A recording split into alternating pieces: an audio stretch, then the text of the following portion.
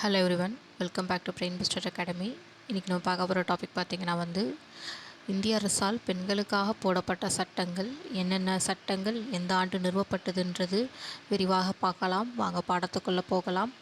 சதி ஒழிப்பு 1829, விதவை மறுமண சட்டம் 1856, சாரதா சட்டம் 1929, இந்து திருமண சட்டம் 1995, இந்து வாரிசு சட்டம் 1956, வரதட்சணை தடை சட்டம் 1961, மகப்பேறு நல சட்டம் 1961.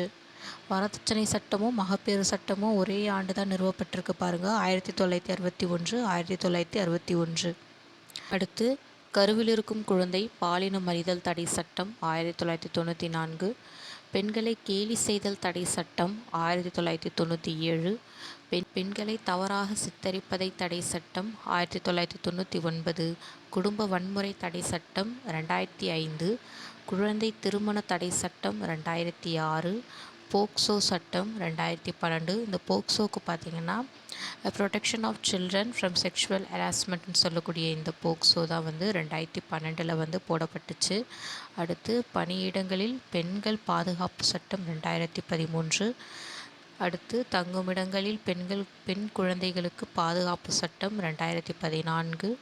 அடுத்து போக்சோ திருத்த சட்டம் 2019 கொண்டு வரப்பட்டது. அடுத்த வீடியோவில் உங்களை சந்திக்கும் வரை நன்றி, வணக்கம்.